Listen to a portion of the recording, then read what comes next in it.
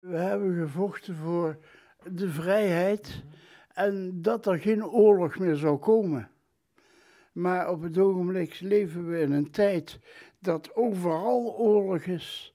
En dan denk je, ja, waar heb je het eigenlijk voor moeten doen? Maar de veteranen hebben er wel voor gezorgd dat de generaties na hun in vrede konden leven. En daarvoor kregen ze een welgemeende dank van de jongste generatie.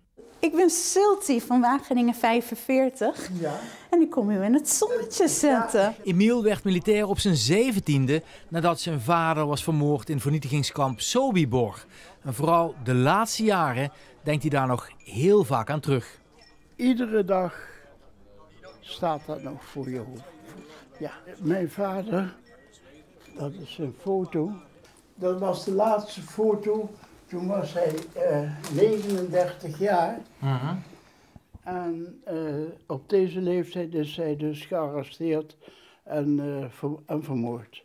En ze mogen ook op visite bij Pierre Reggers, 98 jaar ondertussen. Ik kom u bedanken omdat u verschilmaker bent. Nou, ik heb het eigenlijk met plezier gedaan. Ja.